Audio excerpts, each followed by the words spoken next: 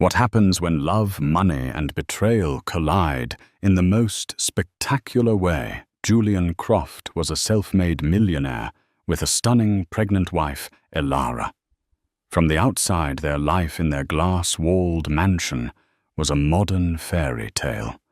But behind the perfect facade, a venomous secret was festering Julian's passionate affair with the fiery Isabella Ricci. When Elara vanishes without a trace, Julian and Isabella believe they're finally free. They pop champagne, celebrating a future built on a lie. But their party comes to a screeching halt when the police knock on their door, holding Elara's final chilling message. Julian Croft considered himself the master of his universe. His kingdom was a sprawling, minimalist mansion in the California hills, a fortress of glass and white marble that stared unblinkingly at the Los Angeles skyline. At 34, he had the kind of wealth that wasn't just lived in, but wielded. He'd built a tech empire from a garage startup, and the world had rewarded him with magazine covers, fawning interviews, and the freedom to do whatever and whomever he pleased. His wife Elara was another of his prized acquisitions. She was beautiful, of course, with the kind of serene grace that made her seem like a classical sculpture brought to life. He'd met her at a gallery opening. She was an art historian, quiet and intelligent, and she had looked at him, not with the avarice he saw in most women's eyes, but with a genuine, unnerving curiosity. Marrying her had been the perfect strategic move. She was his anchor to respectability, the soft, elegant counterpoint to his brutal ambition. And now she was 7 months pregnant with his son, his heir, the final jewel in his crown. But perfection, Julian had found, was dreadfully boring. The silence of their home was the first thing that greeted him on that Tuesday afternoon. It was a heavy, oppressive silence, unusual for a house that, despite its size, was usually filled with the quiet hum of Elara's presence, the soft strains of a classical playlist, the scent of the herbal tea she was constantly brewing, the gentle rustle of her, turning the pages of a book in the sun-drenched library. Elara. He called out, his voice echoing in the cavernous, white-walled foyer. He tossed his keys, a heavy ring of German silver, into a porcelain bowl on a stark concrete console table. The clatter was jarringly loud. No answer. He frowned, a slight irritation prickling at the back of his neck. She was supposed to be here. They had a dinner that evening, a tedious charity gala he couldn't get out of, where he was expected to parade his glowing, expectant wife like a trophy. She knew the schedule. Elara was nothing if not meticulous. He walked through the living area, his expensive leather shoes silent on the polished concrete floors. The space was immaculate, sterile. A floor-to-ceiling window 20 feet high framed the city below, which was beginning to glitter as dusk approached. On a low-slung Italian sofa, a cashmere throw was folded perfectly. Nothing was out of place. It was this unnerving order that first seeded a genuine sense of unease. Elara was neat, but she lived in this house.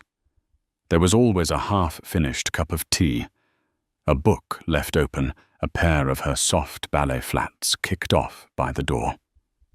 He checked the kitchen. Spotless. The gleaming chrome and marble surfaces reflected his own tense face back at him. He moved up the floating staircase to the second floor, his steps quicker now. Elara, this isn't funny. Their bedroom was as empty and pristine as the rest of the house. The massive bed was made with military precision. Her closet, a walk-in room the size of a small apartment, was orderly, her clothes hanging in color-coordinated perfection. He scanned the rows of designer dresses and blouses. Nothing seemed to be missing. But how could he possibly know? He knew the cost of her wardrobe, not its contents. It was in her adjoining dressing room that he saw it. On the white marble vanity, next to a crystal vase of wilting peonies, was her phone. Her clutch for the evening, a shimmering silver Bottega Veneta, lay beside it. Her car keys were there too. A cold dread, unfamiliar and unwelcome, began to seep into his bones. Elara never went anywhere without her phone. She was tethered to it not out of addiction, but out of a sense of duty to be reachable for him. He picked it up. The screen was black. He pressed the side button. Nothing. The battery was dead. Strange.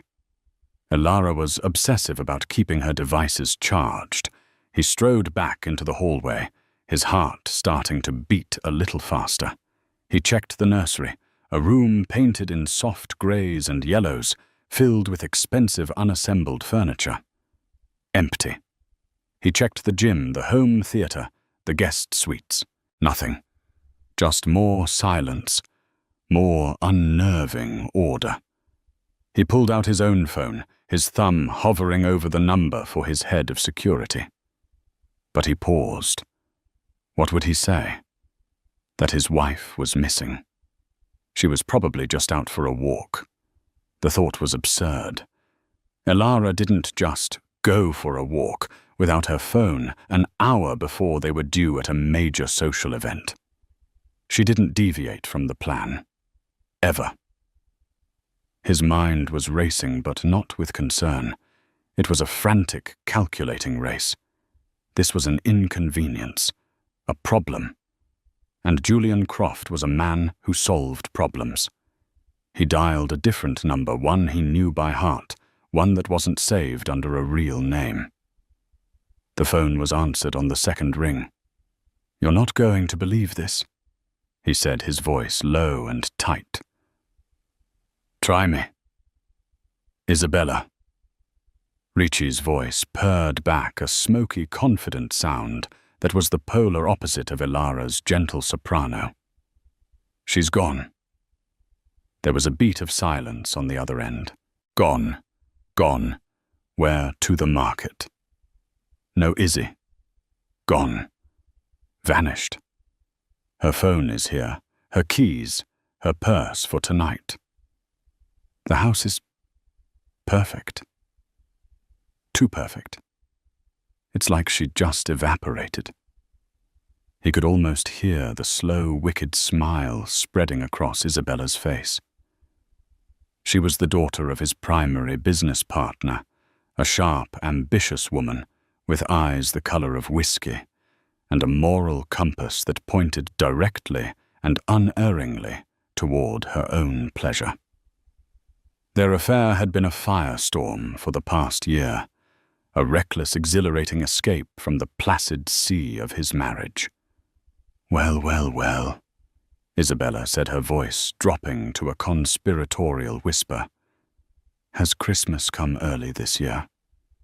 Don't he snapped, though he felt a dark thrill at her words.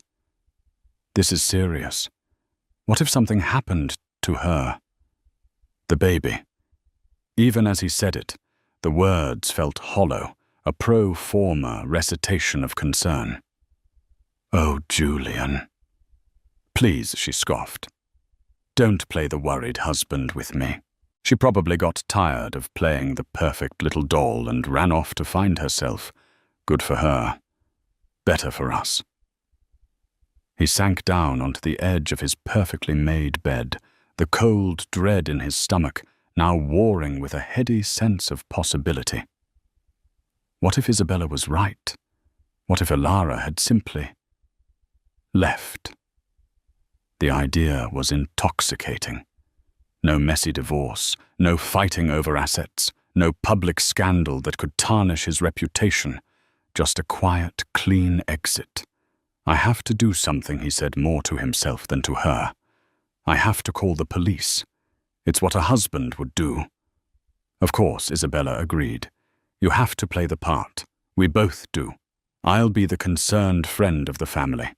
I'll call you in an hour, frantic, asking if you've heard from her. We'll build our alibi." Be distraught, my love. Be devastated.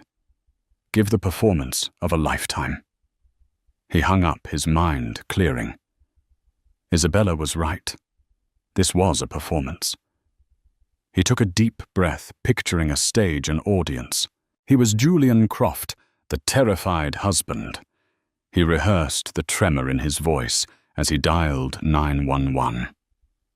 "My wife," he said, his voice cracking expertly. "She's pregnant. I think she's missing." The next few hours were a blur of prescribed actions. The police arrived, 2 uniformed officers, a man and a woman, their faces grim and professional. They walked through the house, their presence a violation of its pristine order. They asked questions. When was the last time he saw her this morning at breakfast? She seemed fine, happy even. They were talking about baby names. A lie. They hadn't shared a real conversation in months. What was she wearing? He didn't know. He guessed. A cashmere sweater, maybe. Maternity jeans. He tried to picture her, but all he could see was Isabella's triumphant smirk. Did she have any enemies? Was she depressed? No, of course not. Everyone loved Alara. She was thrilled about the baby. More lies. He knew she was lonely.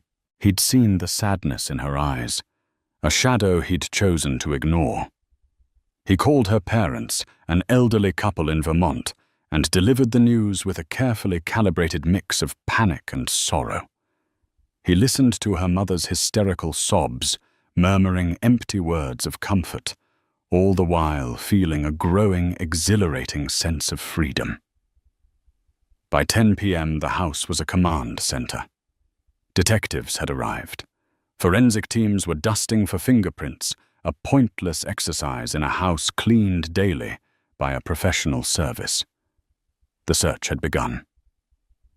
Julian sat in his stark, white living room, the city lights twinkling below like a field of scattered diamonds, and performed his role.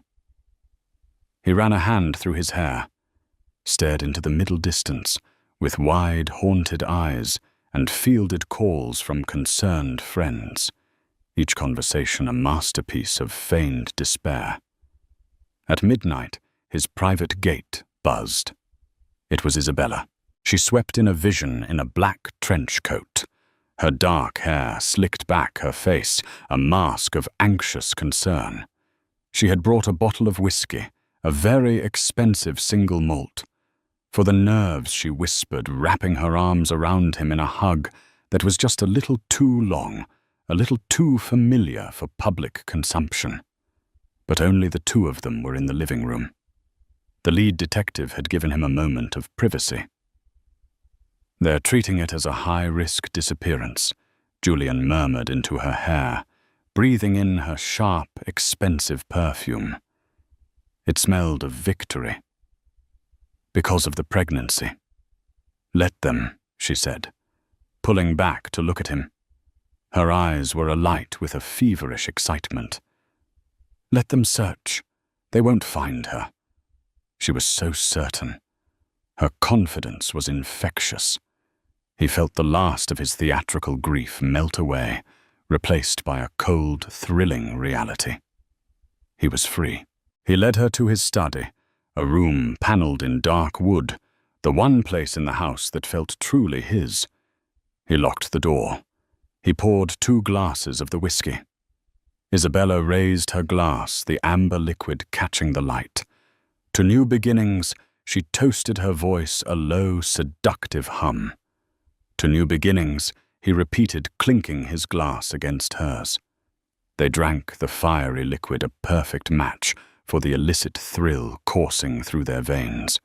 They were standing in the home of a missing, pregnant woman, a home that was crawling with police, and they were celebrating. The sheer audacity of it was intoxicating. Isabella set her glass down and moved toward him. She unbuttoned the top 2 buttons of his shirt, her fingers cool against his skin. "No more hiding, Julian." She whispered, her lips close to his. No more sneaking around.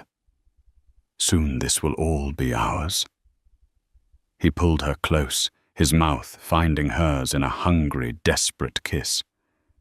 This was what he wanted, this raw, unapologetic passion, not the quiet, dutiful affection of Ilara.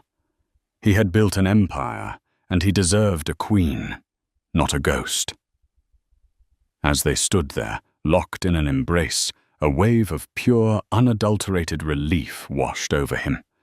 Ilara was gone. The problem had solved itself. He and Isabella had won. The future was a blank canvas, and for the first time in a long time, Julian Croft felt like he could paint whatever he wanted on it. He was the master of his universe once more.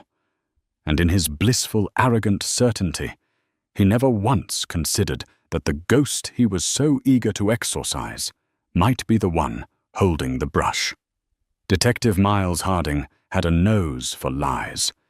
It was a finely tuned instrument, honed over 20 years of navigating the murky waters of human deception. He'd heard every kind of falsehood, from the panicked babbling of a cornered burglar to the smooth, pathological fabrications of a seasoned con artist. Julian Croft.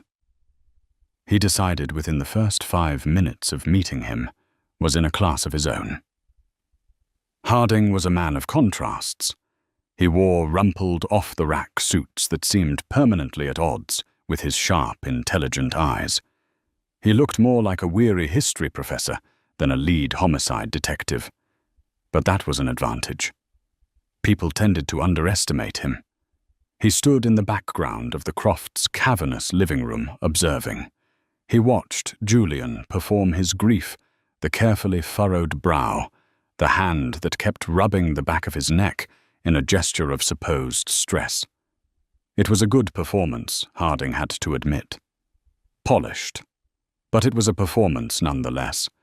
There was no rawness to it. None of the frantic, messy panic that Harding had seen in genuinely terrified spouses. Julian Croft was playing a role he thought a husband should play.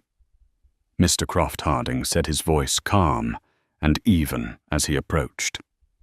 Detective Harding, we need to go over the timeline again, if you don't mind.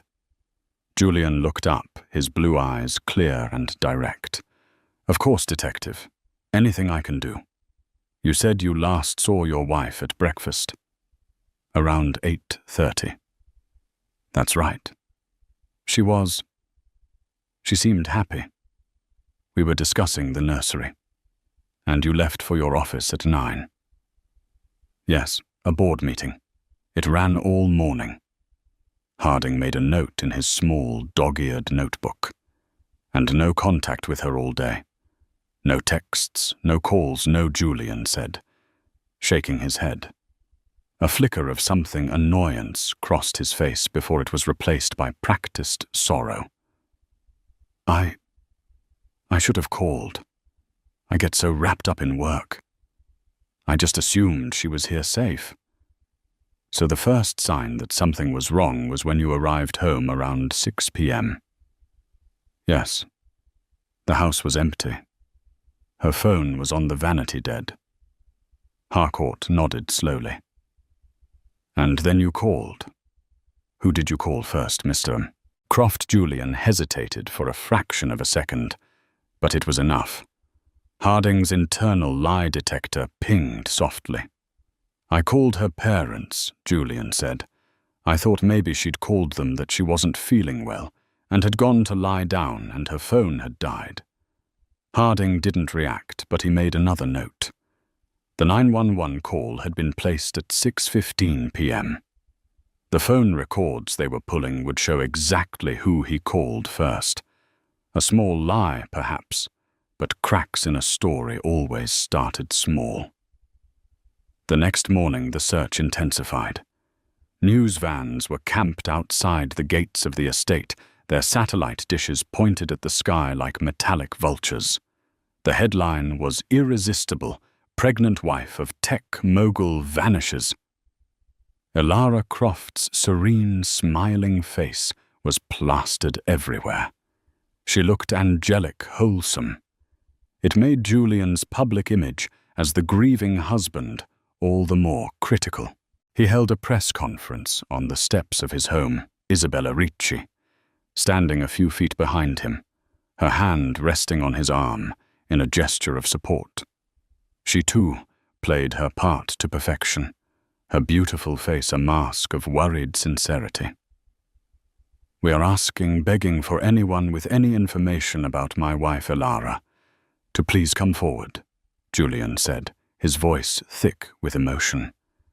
"She is the love of my life. She is carrying our child. My world is empty without her. Please help me bring my family home." Harding watched the press conference on a monitor back at the station. "The love of my life," he muttered to a younger detective, a woman named Chen. "Check his phone records, specifically the number he calls that's listed as IR, and get a warrant for the cell tower data for both of their phones. Let's see how far apart they really were yesterday." While Julian played the victim for the cameras in private, he and Isabella were growing more confident, more reckless. The initial police presence had waned, replaced by the slow, grinding work of the investigation. The immediate crisis had passed, and in its place was a heady, liberating limbo. "They suspect nothing," Julian said that night, pacing the length of his study. The door was locked again. Isabella was perched on his desk, swirling a glass of red wine. "Of course they don't," she said, taking a delicate sip. "You're a pillar of the community, a loving husband. And she's the perfect, sweet wife who wouldn't hurt a fly. They're probably looking for some crazed stalker or a botched kidnapping." "The business..." Julian began a wrinkle of actual concern on his brow. "Your father called. He's worried about the optics. A scandal like this? Let my father worry." Isabella interrupted, sliding off the desk and walking toward him. She smoothed the lapels of his jacket. "This is a good thing, Julian. In the long run. Think about the sympathy. The public will rally around you. The board will have to support you. And when enough time has passed, when you're ready to move on, who will be there to comfort the handsome, tragic billionaire? Who will the world see as your savior?" She smiled, a slow, predatory curving of her lips. He couldn't help but smile back. She was brilliant, ruthless and brilliant. She made him feel powerful. But their clandestine celebrations were starting to get sloppy. A house cleaner brought in for a deep clean, at Julian's insistence to erase the feeling of the police presence, later told detectives that she'd found 2 wine glasses with lipstick stains in the study's wastebasket. One of them was a deep, vampiric red. The cleaner knew for a fact that Elara Croft only ever wore pale pink lipstick, if any at all. Then there was the neighbor's security camera. An elderly man who lived in the estate below the Crofts, was an avid birdwatcher and had a high-powered camera set up on his deck. He'd been reviewing the footage, hoping to help. He hadn't caught any strange cars or people. But he had caught something else. The camera had a clear view of a section of Julian's upper deck. At 12:30 a.m. on the night of the disappearance, just hours after Julian's frantic 911 call, 2 figures were visible on the deck. A man and a woman. They were silhouetted, but the man was tall and lean like Julian. The woman was wrapped in his arms. They kissed. It was a long, passionate kiss, not the comforting embrace of a friend. When Harding saw the footage, he felt a cold satisfaction. "There we go," he said to Chen. "That's our crack." The phone records came in next. They were a road map of the affair. Hundreds of calls and texts between Julian Croft and the number listed as IR. Chen had already confirmed the number belonged to Isabella Ricci. On the day Alara disappeared, the data was damning. Julian had left his office at 3:30 p.m., not 5:30, as he'd claimed. Cell tower data placed his phone not on the freeway heading home, but in Beverly Hills, in the immediate vicinity of a boutique hotel where Isabella Ricci had a standing suite. They had been together for 2 hours, from 3:15 to 5:15 p.m. His first call after arriving home wasn't to Alara's parents or to 911. It was to Isabella. It had lasted 7 minutes. Harding decided it was time to apply some pressure. He called Julian and Isabella down to the station for separate interviews. He started with Isabella. She swept into the interview room, exuding an aura of wealth and impatience. "Detective, I hope this won't take long," she said, arranging her designer handbag on the table.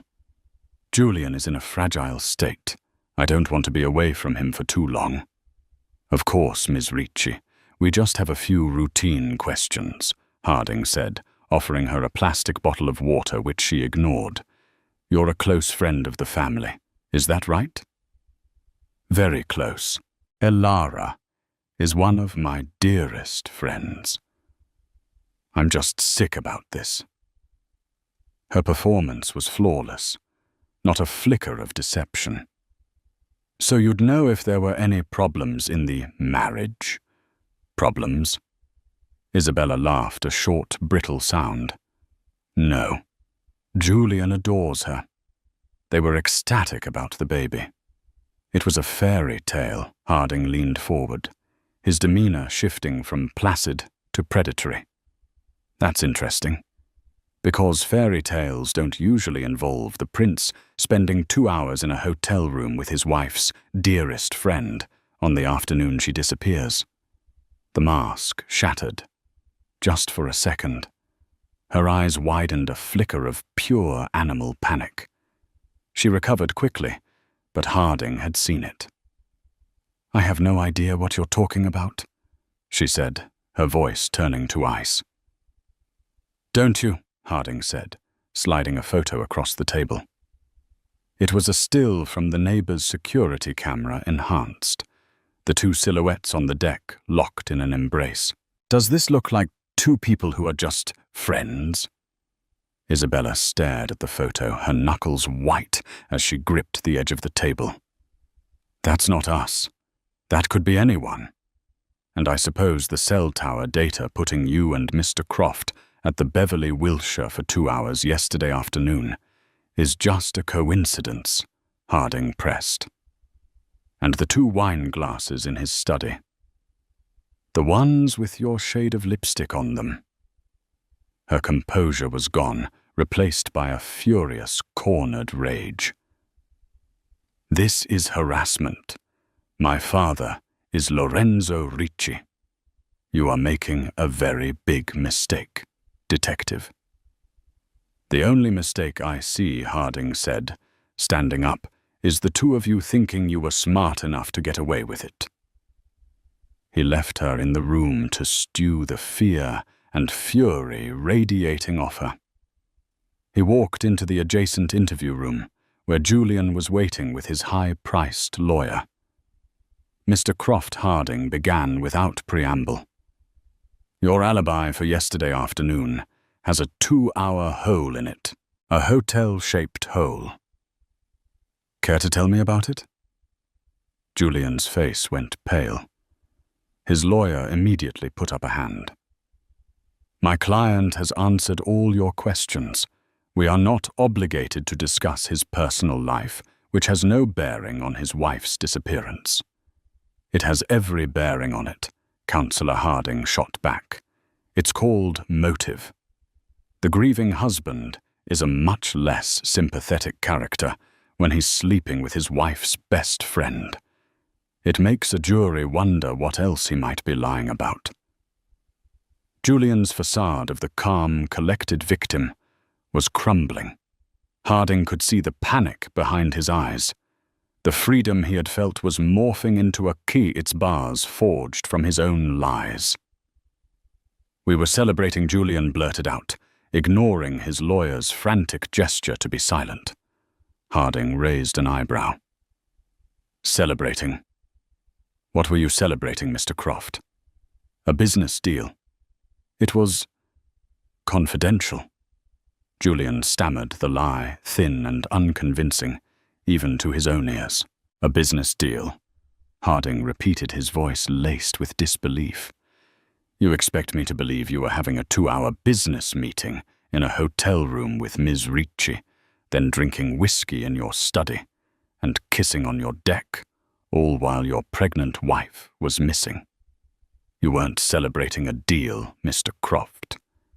You were celebrating her being gone. The accusation hung in the air, thick and poisonous. Julian stared at Harding, his mind racing. The plan had been so simple. Elara leaves, he feigns grief, he and Isabella wait a respectable amount of time, and then they start their new life. He had underestimated the police.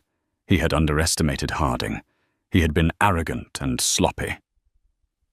I want my wife back, Julian said, his voice a low growl. And you are wasting time harassing me instead of finding her. Oh, we're looking for her, Mr. Croft. Harding said, his eyes as cold and hard as steel. But right now, my investigation is focused on you. And I have to say it's looking more and more like we're not going to find her alive. Harding turned and walked out, leaving Julian and his lawyer in a stunned silence. The walls of the interview room felt like they were closing in. The elation he had felt just a day before had curdled into pure, sickening fear. He and Isabella had danced on Elara's grave before she was even in it, and now Detective Harding was handing them the shovels. For 3 days, Julian and Isabella lived in a state of suspended terror. The initial euphoria had evaporated, replaced by the gnawing acid burn of fear. They were pariahs in their own lives. Julian's lawyer had advised them to cease all contact, but they couldn't help the frantic whispered phone calls in the dead of night. He knows Julian hissed into his phone, hiding in the walk-in pantry of his silent, tomb-like house. Harding knows everything. He knows nothing. Isabella's voice shot back, tight with a strained confidence. He has circumstantial evidence. A kiss, a hotel stay. It's sordid, but it's not a crime. They have no body, Julian. No weapon. No proof of foul play. They have nothing. She was right, technically, but it didn't feel that way. The weight of suspicion was crushing. Julian could feel it in the averted gazes of his staff, in the hushed, somber tones of his business partners. He was no longer the tragic victim. He was the prime suspect. The world he had so carefully constructed was fracturing around him. The break in the case came not from a grainy security camera or a cell tower ping, but from the one place no one had thought to look deeper, Elara's digital life. A young tech-savvy officer on Harding's team, Detective Chen, had been tasked with a deep dive into Elara Croft's digital footprint. Her social media was sparse and pristine. Her emails were mostly innocuous correspondence, with art galleries RSVPs to charity events, confirmations for prenatal appointments. But Chen was thorough. She knew that people had second lives online. Hidden blogs, secret accounts, protected cloud storage. Working with a warrant and a cyber forensics unit, she began peeling back the layers of Elara's carefully curated online persona. It was in a secondary, password-protected cloud account linked to a burner email address and named simply Contingency that she found it. The folder contained only one file. It was a video. The file was named If You Are Reading This, Move Who. Detective Harding watched the video for the first time on the large monitor in his office with Chen standing beside him. The screen flickered to life, showing Elara Croft's face startlingly close up. She was in her dressing room, the one with the white marble vanity. The lighting was soft, but her face was a wreck. Her eyes were red-rimmed and swollen, her pale skin blotchy. She wasn't wearing any makeup. This was not the serene, perfect Elara from the press photos. This was a woman in profound distress. She took a shaky breath, her gaze fixed on the camera lens, as if she were looking right at them. "My name is Elara Croft." She began, her voice hoarse, trembling. "If you are watching this, it means I'm gone. It means Julian. It means he finally did what I was afraid he was going to do." Harding leaned forward, his elbows on his desk. The room was silent, except for the sound of Elara's broken voice. "I know people think our life is perfect," she continued, a bitter, tearful laugh escaping her lips. "The house, the money. It's a cage, a beautiful gilded cage. I tried to be the wife he wanted. I really did. I thought the baby would change things. Our baby boy." She broke down for a moment, her shoulders shaking with silent sobs. She wiped her eyes with the back of her hand and forced herself to continue. But it only made him colder, more distant. "And then I found out about Isabella." She looked away from the camera, as if ashamed. "Isabella Ricci, my friend. Or so I thought. They've been together for over a year. I found the emails, the hotel receipts. He's been funneling money from a subsidiary account to her. Hundreds of thousands of dollars. I confronted him. I told him I wanted a divorce, that I would take our son and I would leave." Her face hardened, the fear momentarily replaced by a flicker of anger. "He told me I would get nothing. He said he would paint me as an unfit mother, that he had the best lawyers money could buy, and he would crush me. He said he would make me disappear before he ever let me take his son or his money." She looked directly into the camera again, and the fear in her eyes was chillingly real. "He's been different the last few weeks. He watches me. He asks strange questions about my schedule, about my parents. Isabella calls the house, and when I answer, she just hangs up. They're planning something. I can feel it. I'm so scared. Not for me, for my baby."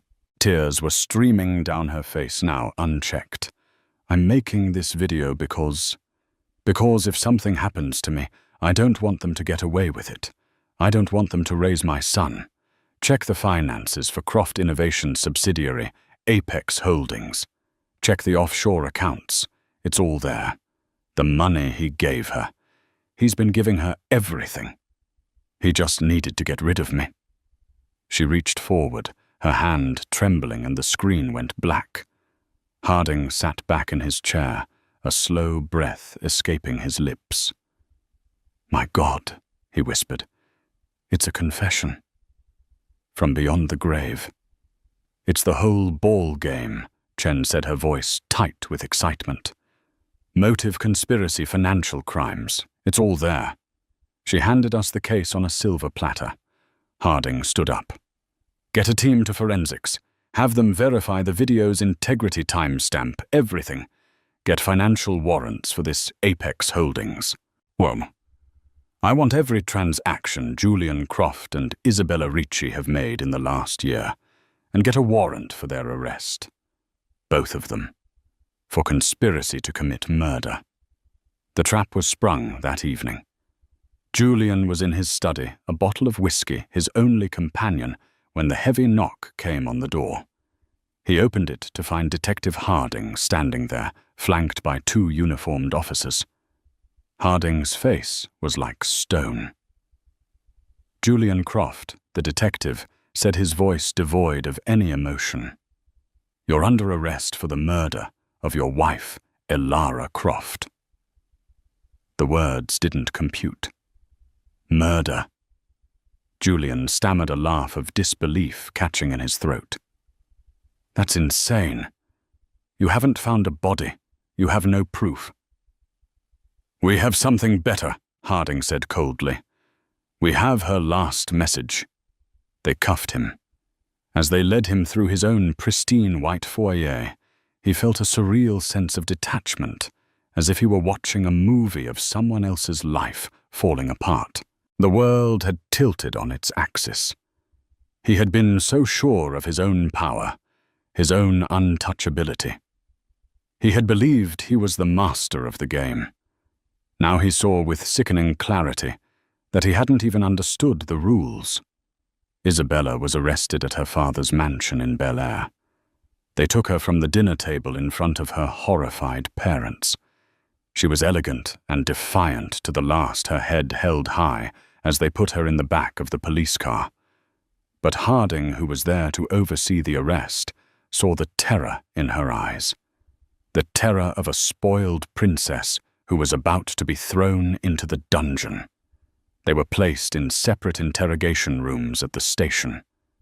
This time, there were no lawyers to protect them. No easy exits. Harding entered Julian's room first and placed a laptop on the table between them. I want you to watch something, he said. He pressed play. Elara's face filled the screen. Julian stared, mesmerized and horrified. He watched her cry. He listened to her shaky, terrified voice detailing his affair. His threats, the financial crimes he thought were buried so deep no one would ever find them. Every word was a nail in his coffin. It was a perfect narrative, a prosecutor's dream. She had twisted the truth, magnified his carelessness, and painted him as a monster. And she was so utterly, heartbreakingly believable. When the video ended, Julian was ashen. That's a lie, he whispered, but the words had no conviction. She's lying. She was depressed, unstable. It doesn't matter if it's a lie, Julian Harding said, leaning in. What matters is that 12 jurors are going to believe it. They're going to see a beautiful pregnant woman scared for her life. And they're going to see you, a cheating, ruthless millionaire who threatened to make her disappear. Who do you think they're going to believe Julian had no answer? The trap Elara had set was perfect. It wasn't just about making them look guilty of her disappearance. It was about destroying their lives completely. The financial investigation alone would ruin him. Harding left him and went to Isabella's room. He played the video for her, too. Her reaction was different. Not shock, but pure, unadulterated fury. The little bitch, she spat, her face contorted with rage. The pathetic, manipulative little bitch. She played us. She played us both. She played you, Harding corrected. Or maybe she just told the truth. Either way, your party is over, Ms. Ricci.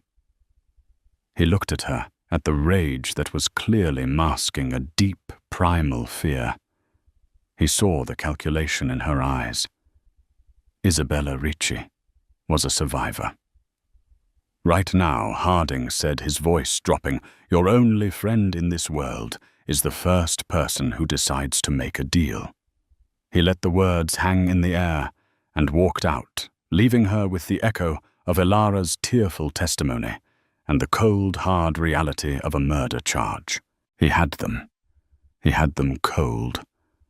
As he walked down the hallway, he felt the grim satisfaction of a job well done. He had found justice for the sweet, innocent victim. But as he drove home that night, a single nagging thought troubled him. The video was too perfect. The narrative was too clean. Elara had mentioned the specific name of the subsidiary Apex Holdings. How would a supposedly sheltered art historian know the specific name of a corporate shell company? It was almost as if she hadn't just been afraid. It was almost as if she had been meticulously, brilliantly planning her revenge. The world that had once worshipped Julian Croft now delighted in his spectacular immolation. The story was a media supernova. The video of Ilara's last message was leaked anonymously, of course, and its raw, tearful audio became the soundtrack to his downfall, played on a loop on every news channel and dissected on countless true crime podcasts. Julian and Isabella were no longer people. They were archetypes, the villains in a national drama. Their mugshots, stark and unflattering, replaced their glamorous society photos on magazine covers under headlines that screamed "Millionaire Monster" and "The Mistress of Deceit." From inside the cold concrete walls of a high-security detention center, Julian Croft, the master of the universe, learned the true meaning of powerlessness. Denied bail as a flight risk with international connections, his world shrank to an 8 by 10-foot cell. The tailored suits were gone, replaced by a hoarse, ill-fitting orange jumpsuit. The deference he commanded was gone, replaced by the brusque orders of guards who looked at him with contempt. He who had built an empire on predicting market trends had failed to see the catastrophe brewing in his own home. The news from the outside world came in brutal, relentless waves. The board of Croft Innovations, with his former father-in-law-to-be, Lorenzo Ricci, casting the deciding furious vote, had ousted him as CEO in a humiliating emergency session. His assets were frozen, every account and portfolio flagged as part of the sprawling financial investigation sparked by Ilara's video. The white marble mansion, his kingdom, was now a crime scene, its value plummeting under the cloud of scandal. He was utterly, comprehensively ruined. In the quiet hum of the prison, his rage had nowhere to go. It curdled into a helpless, obsessive loop, replaying every conversation, every arrogant assumption, every moment he had underestimated the quiet woman who shared his bed. Isabella, in a separate wing of the same facility, was facing her own personal apocalypse. The fiery confidence that had so captivated Julian had been extinguished by raw fear. Her father, a man for whom reputation was more valuable than blood, had not just disowned her. He had erased her. A scathing public statement from the Ricci family declared her actions a source of profound shame and sorrow, effectively excommunicating her from her entire world. Her phone calls went unanswered. Her social circle, once a glittering constellation of the rich and influential, vanished overnight. The life of effortless luxury she had always known was gone, replaced by the drab, humiliating reality of her cell and the echoing terror of a life sentence. Their alliance, forged in the heat of passion and arrogance, shattered into a million pieces under the crushing weight of their predicament. Their lawyers, smelling blood in the water and a chance at a high-profile win, made it clear it was every man and woman for themselves. Isabella, ever the pragmatist, was the first to fold. Her lawyer, a shark named Marcus Thorne, laid it out for her in the sterile meeting room. They have the video. They have the financial trail. They have you kissing him on the deck hours after she vanished. A jury will crucify you. Your only play is to be the victim. The manipulated, lovesick woman, brainwashed by a controlling sociopathic monster. You give them Julian on a platter, and maybe, just maybe, the DA lets you plead down to accessory after the fact. You'll do time, but you'll have a life to come back to. The alternative is growing old in a cell. The decision was easy. Survival was Isabella's primary instinct. She agreed. She would become the prosecution's star witness, her testimony the final damning nail in Julian's coffin.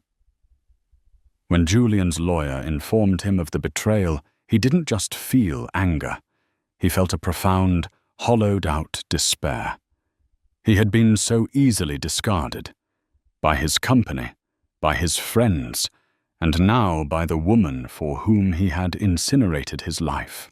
He was completely and utterly alone, trapped in a nightmare, meticulously designed and executed by the wife he had so casually, so fatally dismissed. And where was the architect of this destruction? Not in a shallow grave in the desert, as the prosecution so vividly alleged in their opening statements. Not at the bottom of the ocean, wrapped in chains. Elara Croft, or as she was now known, Anja Novak, was watching the sunset from the balcony of a sun-drenched, airy apartment overlooking the turquoise waters of the Adriatic Sea. Her new home, in a small, picturesque town on the Croatian coast, was the antithesis of the cold marble mansion she'd left behind. It was filled with old wooden furniture, colorful hand-woven rugs, and the scent of salt and lemon trees from the garden below. She was very much alive.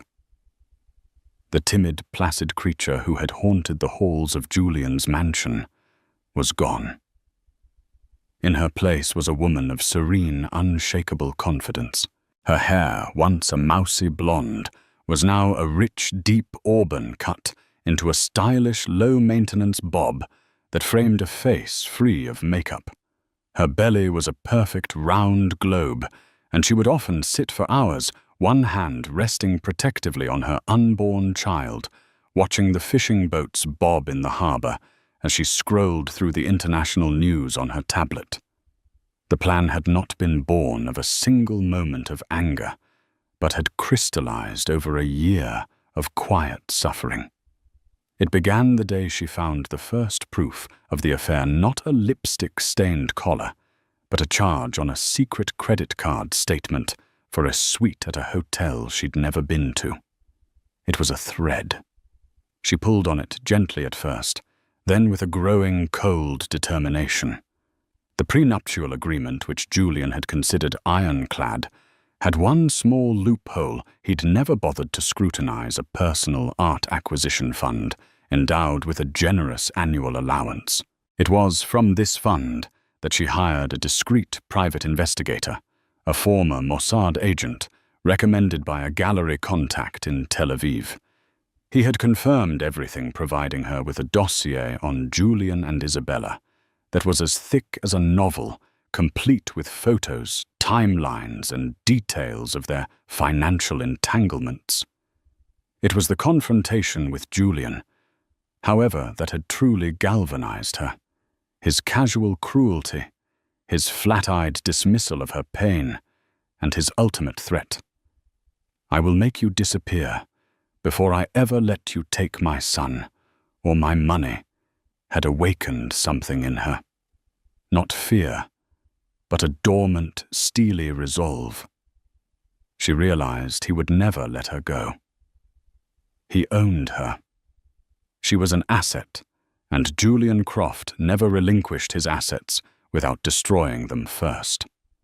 So she had decided to make herself a liability he would be forced to jettison, and in doing so, she would burn his entire kingdom to the ground. For months, she had lived a double life. By day, she was the perfect, docile, pregnant wife. By night, she became a meticulous student of her own reinvention. On a burner laptop using encrypted browsers and public Wi-Fi at libraries and cafes across the city, she plunged into a world she never knew existed. She researched international extradition laws, the best and worst countries for a fugitive to hide. She studied corporate structures, devouring books on forensic accounting, until she could read a balance sheet as easily as an art history text. That was how she found Apex Holdings.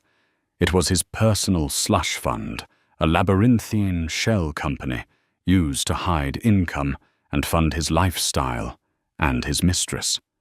It was the financial manifestation of his arrogance. Using what she learned, she began siphoning money, not in large, noticeable chunks, but in a slow, steady bleed. She opened anonymous cryptocurrency accounts, employing a complex series of tumblers to wash the funds before transferring them to a series of offshore banks under her new fabricated identity, Anja Novak. She secured the identity itself from the same Israeli contact who'd found her the investigator. It wasn't cheap, but the passport, birth certificate, and driver's license were flawless, backed by a digital history that could withstand scrutiny. The video was her masterpiece, her piece de résistance. She filmed it in sections over several weeks, carefully scripting every word. She researched police interrogation techniques and victim psychology, learning how to portray believable distress. She practiced her crying, her shaky voice, her look of terror in the mirror until it was perfect, an actress preparing for the role of a lifetime. She timed its release with cold precision, setting up an automated encrypted email to send the cloud link and password to a prominent true crime blogger, but only after a 72-hour delay from the moment of her disappearance. It was a calculated risk. The delay gave the police just enough time to discover the affair on their own, cementing Julian and Isabella's guilt before the bombshell video surfaced, making her story seem like a tragic confirmation of their already established motive.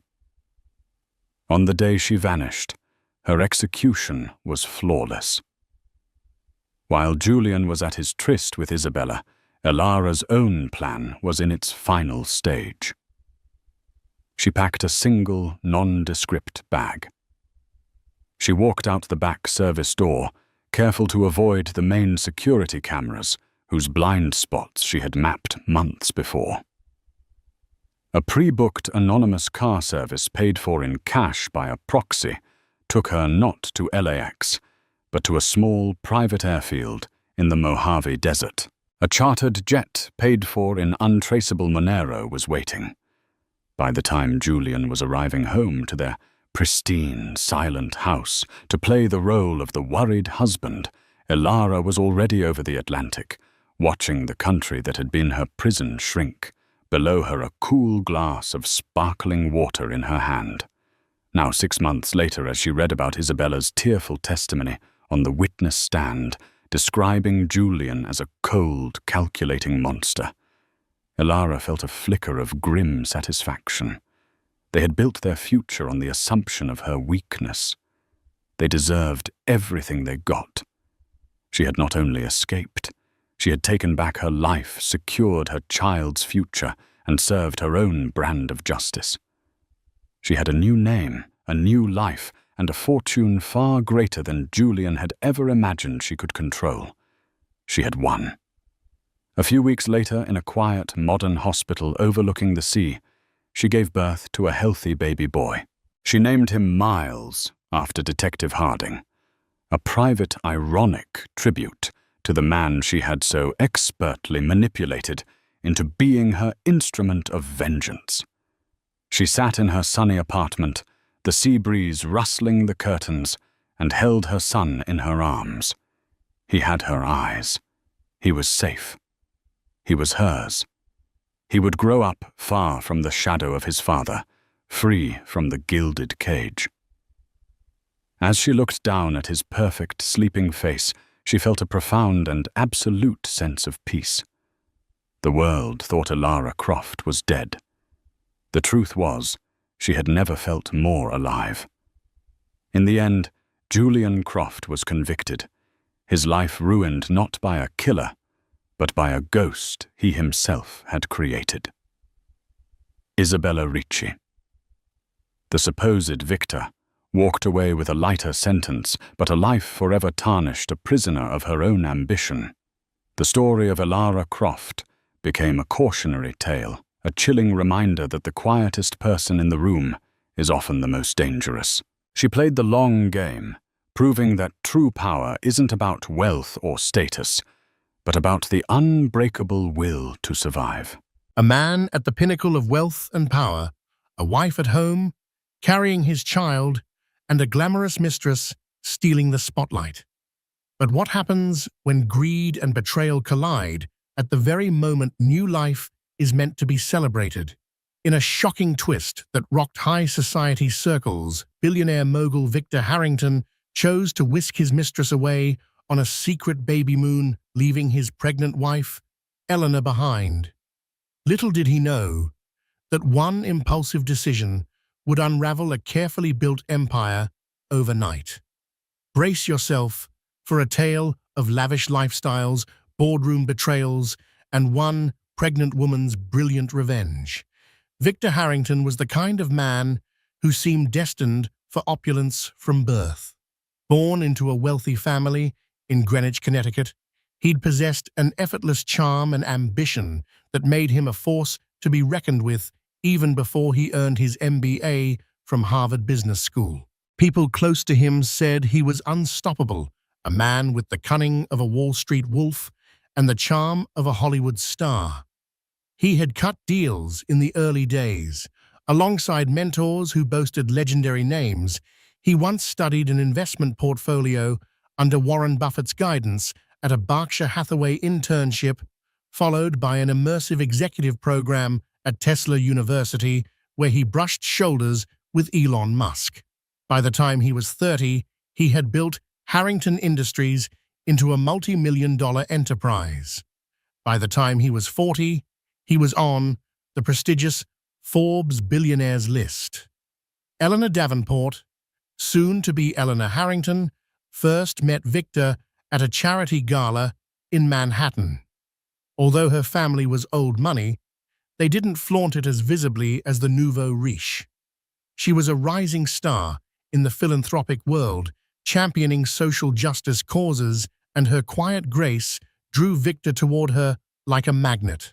The marriage was a match that made the front page of society magazines, promising to unite two powerful families in a union of wealth, influence, and mutual respect.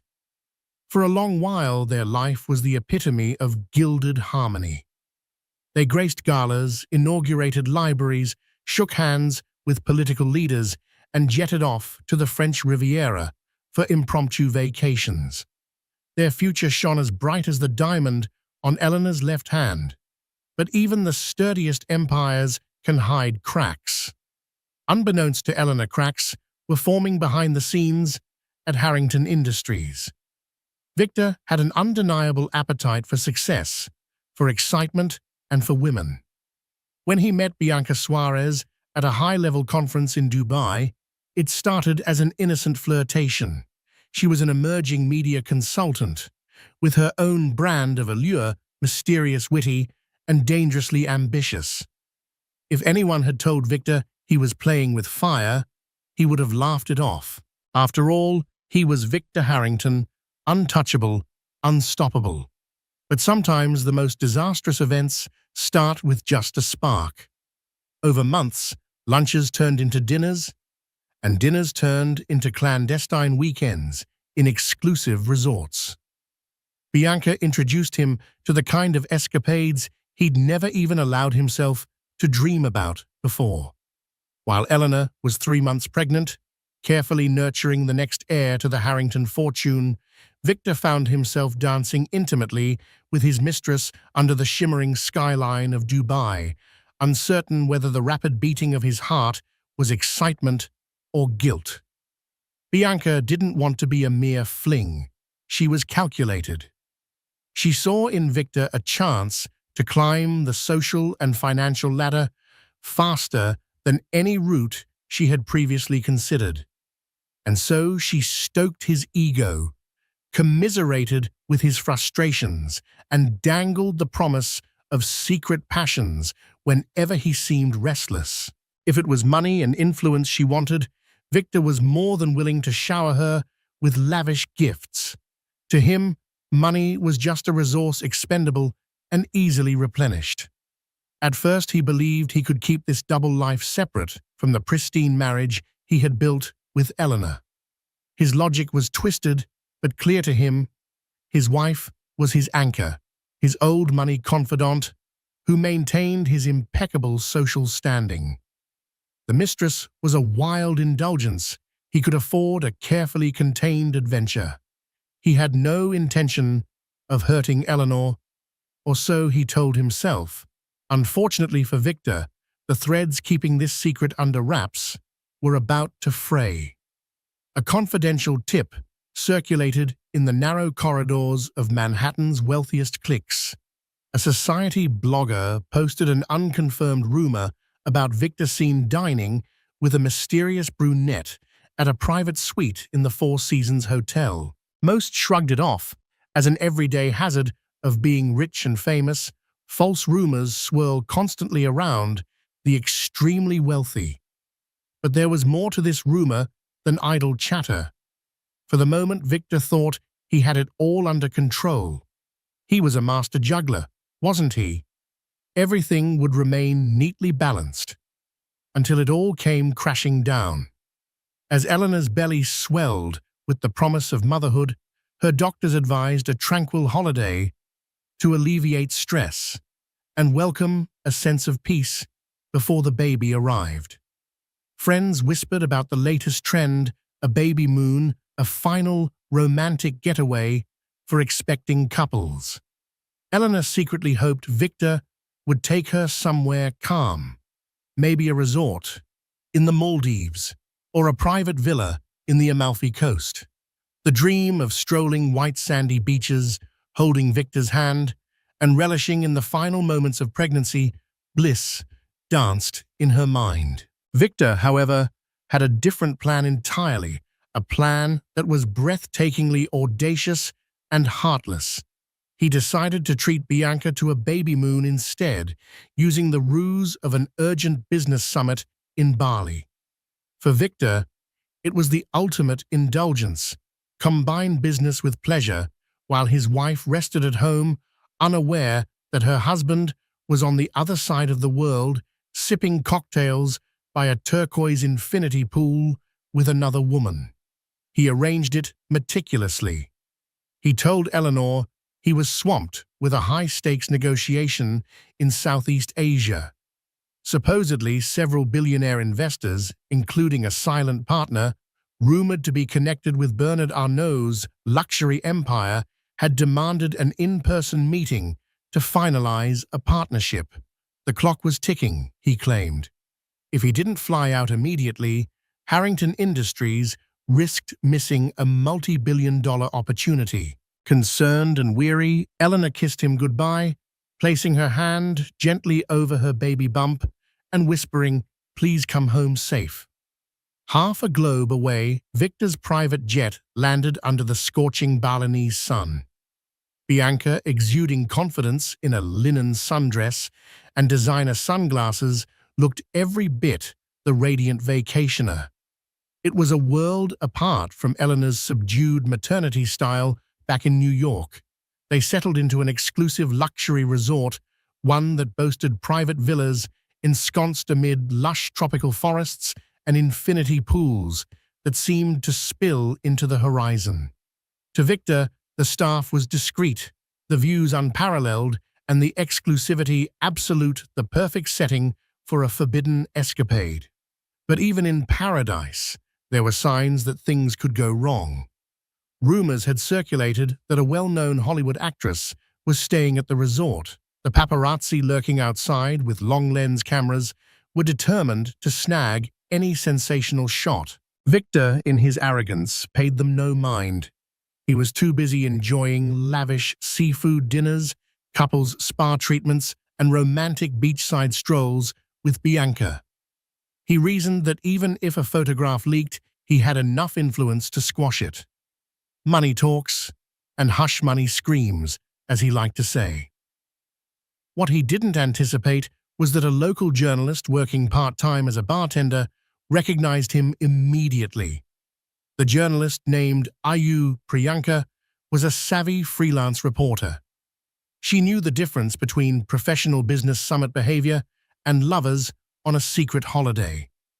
Intrigued, she discreetly snapped a few photographs with her phone, capturing Victor and Bianca laughing over a candle-lit dinner. At first, Ayu weighed the potential consequences. Could these pictures be valuable enough to lead to a groundbreaking story in an international tabloid? Possibly. But first, she needed more solid proof, a narrative that went beyond just two people enjoying a vacation. While Victor reveled in the illusions of a perfect getaway, Eleanor was left to manage her pregnancy in New York, dealing with morning sickness doctor's appointments, and the creeping suspicion that her husband's voice over the phone sounded distant, disconnected. She found herself lying awake at night, staring at the vaulted ceiling of their penthouse, feeling a cold emptiness in their once warm bed. Something was terribly off, but she couldn't pinpoint exactly what. Her mother, Cecilia Davenport, urged her to rest and trust in Victor's dedication to their growing family. After all, he was a busy billionaire. He had always been a bit distant when major deals were on the line. The seeds of betrayal had been planted. If Victor had known the destructive potential of this trip, he might have turned the jet around before it even left the tarmac in New York. But he was blinded by Bianca's enchantments and his own audacity. Each day in Bali heightened his recklessness. He even posted a cryptic Instagram photo of palm trees and a hidden silhouette, an attempt at being clever. Inadvertently, that single post gave watchers enough clues to confirm his exact location. The stage was set for a grand reveal. The baby moon that should have belonged to Eleanor was turning into a ticking time bomb. Sooner or later, a photo or rumor would slip through the cracks, and the moment it did, it would detonate not just Victor's marriage, but potentially the entire foundation of Harrington Industries. In the days following Victor's departure, Eleanor tried to distract herself with philanthropic work. She immersed herself in a high-profile hospital fundraiser hosted at the New York Public Library, the same halls once graced by the likes of Michael Bloomberg and philanthropic luminaries from across the nation. Yet even as she stood at the podium, acknowledging donations and delivering heartfelt speeches, an unsettling feeling gnawed at her. It was during one of these fundraisers that Eleanor bumped into her old friend, Serena Marshall, a well-connected socialite and gossip connoisseur. They embraced warmly, then retreated to a corner table where Serena's voice dropped to a whisper. "Ellie, dear, have you heard anything odd about Victor lately?" Eleanor bristled at the tone, feeling a pang of unease. She mustered a soft laugh, trying to brush off any concerns. "Funny you should ask," Eleanor replied. "He's in Bali, urgent business. Hasn't been easy on me, but you know how these deals are." Serena looked at her sympathetically, but her eyes flashed with alarm. She leaned in closer, lowering her voice further. "I heard something from a contact in Singapore. Someone said they saw Victor with a woman named Bianca Suarez, apparently a rising star in media consulting. And they weren't exactly at a boardroom table." Eleanor's heart lurched. She struggled to maintain her composure, her mind racing with possibilities. Could this be a misunderstanding? A smear attempt by a competitor? She had known Victor for years, had believed in his loyalty, though she was aware of his love for excitement. She forced a polite smile, dismissing the rumors. "I'm sure it's some confusion. You know how gossip can get twisted." Serena nodded, but the shadow in her eyes spoke volumes. "Just keep your eyes open, Ellie. If you need help, you know where to find me." That night, alone in her penthouse, Eleanor found her thoughts spiraling. She recalled the nights Victor had come home, late, the hush-hush phone calls, the vague business dinners. She scrolled through social media, scanning for clues, anything to confirm or debunk the rumors. Eventually, she stumbled upon Victor's cryptic Instagram post, palm trees in the background, a silhouette that looked suspiciously feminine. A flood of emotions overtook her. She ran to the bathroom, tears mixing with waves of nausea from her pregnancy. The baby felt her turmoil kicking inside her womb, a reminder of why she had to maintain her composure. Meanwhile, half a world away, Victor's lavish romance continued unabated. He lounged with Bianca in a cabana overlooking the ocean. They talked about launching new philanthropic initiatives, ironically enough, under Bianca's name, funded by Victor's bottomless resources. Bianca was adept at shaping narratives guiding Victor's public image. "Picture this," she said, leaning forward with sparkling eyes. "We frame you as a forward-thinking businessman who invests in youth-oriented media projects across Asia. You'll expand your market reach and look good doing it. I can even help you with the contacts and PR." Victor, enthralled, listened intently. He considered Bianca not just a lover, but a strategic mind who understood branding in a way that could amplify Harrington Industries' global presence. In his mind, he was weaving a dream, a future where he could maintain a public marriage with Eleanor, keep control of his empire, and quietly enjoy a partnership with Bianca that would catapult them both to unprecedented heights. But the cracks in that dream were starting to show. On the third day of their business trip, Victor received a text from one of his board members, Jackson Wolfe, an old friend who had initially introduced him to some of his earliest investors. The text was direct: "Call me. Urgent. Concern about rumors." Victor paled as he read the message. Could it be? But he shrugged it off.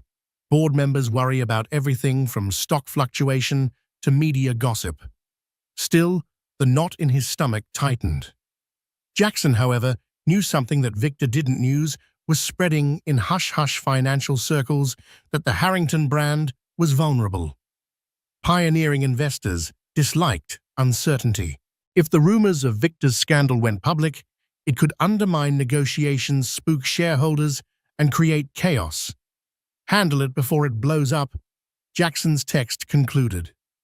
Yet even that warning didn't shake Victor enough to abandon his tryst. He rationalized that he would handle the fallout once he returned to New York.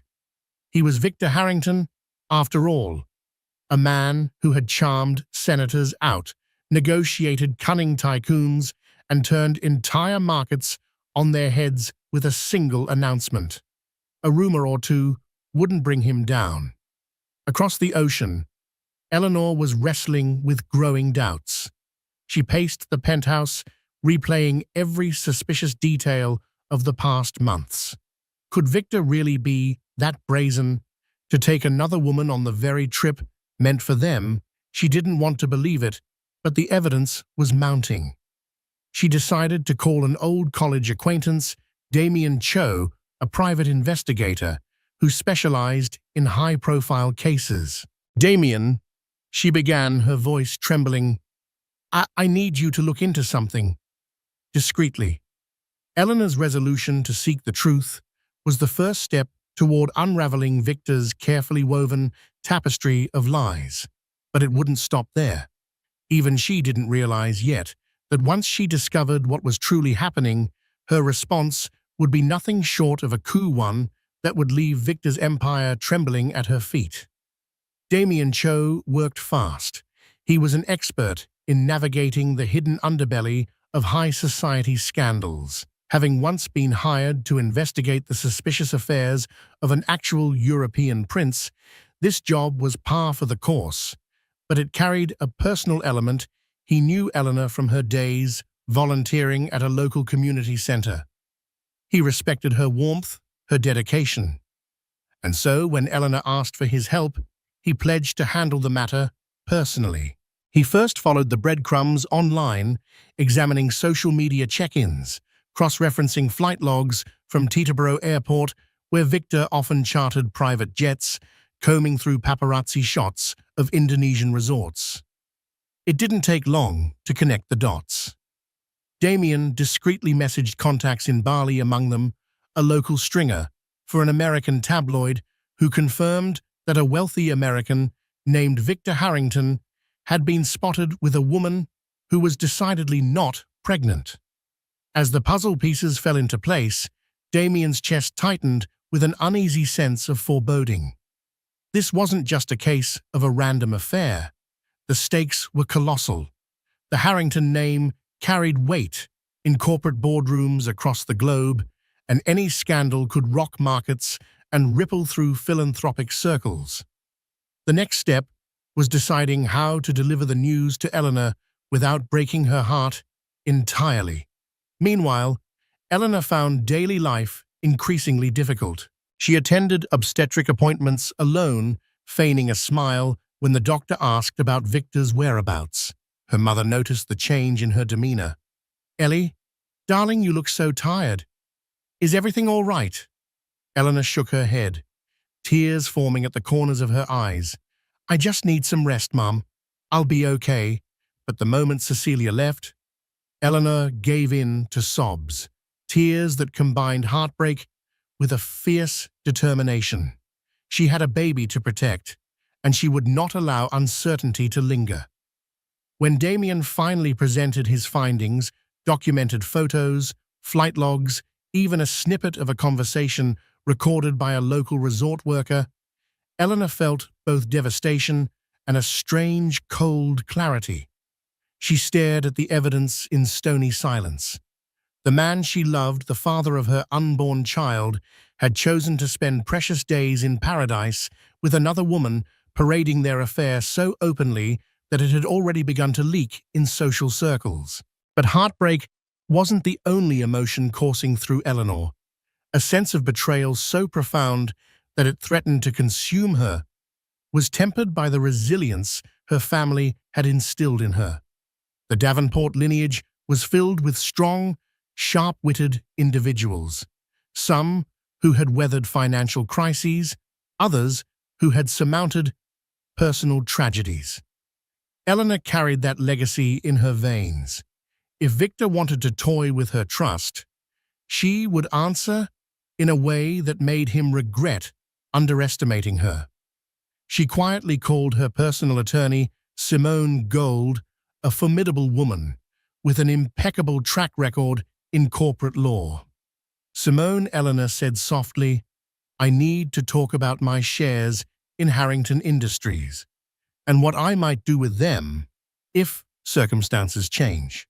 That phone call set off a chain of events that would reshape the corporate landscape of Harrington Industries. In an ironclad prenuptial agreement, a document Victor insisted on, there was a clause that ironically granted Eleanor a significant stake in the company if Victor ever breached certain moral turpitude conditions. At the time, neither had expected it to be relevant. After all, it was standard protective language in high society marriages to discourage reckless behavior. Now that clause became Eleanor's key to a possible coup. Late one evening, Eleanor sat with Simone in a private library. The scene was fit for a secret conspiracy. Thick velvet drapes, mahogany tables, the faint glow of a Tiffany lamp, illuminating piles of legal documents. "We have everything we need if you choose to proceed," Simone stated calmly. "You can call for a vote of no confidence, leveraging your shares, and then move to replace Victor as CEO if you prove a serious breach of conduct that jeopardizes the company." Eleanor closed her eyes, exhaling a shaky breath. He's not just a cheating husband. He's risking the company's reputation. Investors talk. Stocks drop at the mere hint of scandal. The board might push him out to save their own skins. "I just never thought I'd be the one orchestrating this." Simone placed a reassuring hand on Eleanor's. "From my experience, betrayal often forces us into decisions we never thought we'd make. But the best decisions are those made from strength, not spite." Meanwhile, across the world, Victor was blissfully unaware of the legal storm brewing in New York. His only concern was how to spin the rumors swirling around the resort. Bianca, too, was confident. Over dinner one night, she reassured him. "We can craft a PR statement that says you were networking with me for a series of upcoming deals in Southeast Asia. Bring up philanthropic collaborations in local communities, nobody will suspect a thing. Victor nodded in agreement, grateful for her cunning. It never crossed his mind that back home a pregnant Eleanor was on the brink of executing a swift and devastating plan. Simone's phone calls to board members had already begun under the guise of friendly check-ins. She was gathering allies, stoking concerns about Victor's reliability. The board, always protective of its bottom line, listened closely. After all, a scandal at the top could mean bad press, falling stock, or worse. Piece by piece, Eleanor's revolt was forming.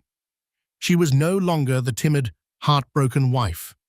She was a future mother who refused to let her child inherit the aftermath of a father's betrayal. If Victor wasn't going to be a responsible partner, she would ensure he couldn't take the company down with him. In less than a week, the stage would be set for an explosive board meeting, one that would pit Eleanor's quiet determination against Victor's flamboyant arrogance. Victor returned to New York in a flurry of self-assured triumph, convinced that he had contained any rumors about his secret affair with Bianca. He strolled into his penthouse, expecting to find Eleanor in a subdued but loving mood.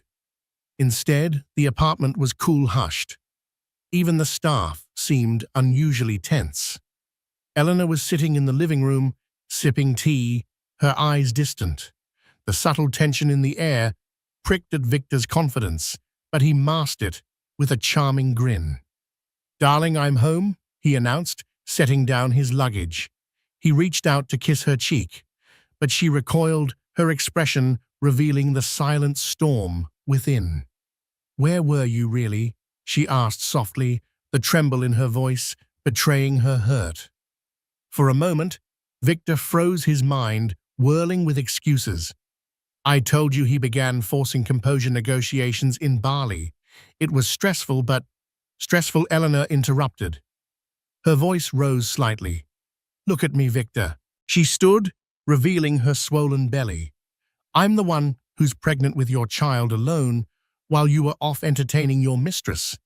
Her words reverberated in the elegant living room, echoing amid the hush of the staff. Victor's eyes flickered with panic. He stepped closer, lowering his voice. "Eleanor, we shouldn't do this in front of—" She cut him off again, the tears in her eyes reflecting both pain and fury. "We shouldn't do this at all, but you left me no choice." With trembling hands, she gathered her coat and purse. "I'll be at my mother's. My attorney will be in touch." Victor felt the world tilt beneath him. "Eleanor, wait. We can talk this through." "You know I'd never—" "I know everything," she hissed, her voice cold as steel. With that, she turned on her heel and walked out, accompanied by 2 discreet bodyguards her mother had insisted she employ. The slamming door reverberated, leaving Victor in a stunned silence that belied the magnitude of the unfolding crisis. The next few days passed in a blur of chaos for Victor. He frantically texted and called Eleanor, but her responses were minimal, formal. She refused to meet alone. Then came the calls from the Harrington Industries board members. A special board meeting had been scheduled for the following week. The stated reason: urgent discussions regarding leadership and corporate strategy. The tone of the calls made Victor's stomach drop. There was no cordial small talk, no easy banter. These were men and women who smelled blood in the water. Desperate, Victor reached out to Bianca for comfort. But even she sensed the shifting currents. "We need a plan," she told him, her face pale with concern, during a hushed dinner in a secluded Michelin star restaurant. "You have to get ahead of this. Frame your trip as purely business. Remind them how indispensable you are. Show them your next big project is about to roll out." She offered him PR angles, preparing to rally her media contacts. Yet even Bianca's cunning felt insufficient against the tidal wave Eleanor had set in motion. Behind closed doors, Simone Gold was meeting with Harrington board members, presenting them evidence of Victor's risky behavior and how it jeopardized the company's reputation and future prospects. She skillfully outlined the moral turpitude clause and how it could be invoked to remove him.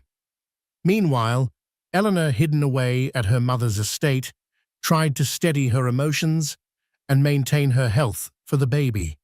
She found solace in daily visits to her favorite greenhouse on the property, letting the scent of fresh blooms and the vibrancy of life remind her why she was fighting this battle so fiercely.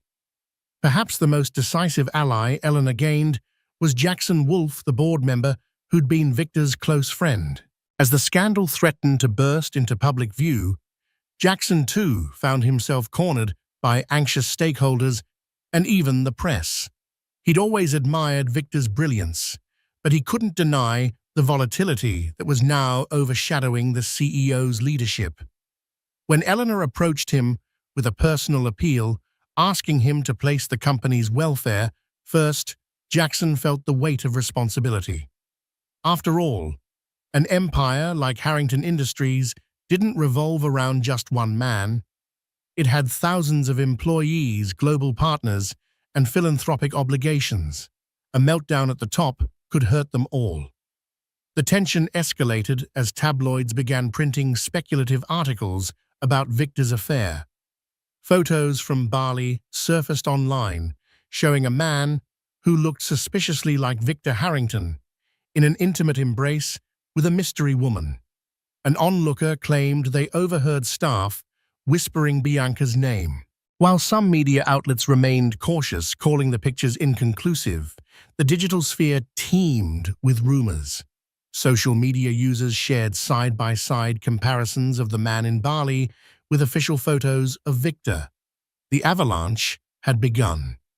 In an emergency PR move, Victor released a statement through Harrington Industries claiming he had been inspecting potential sites for philanthropic work, and that Ms. Bianca Suarez was a consultant assisting in negotiations with local community leaders.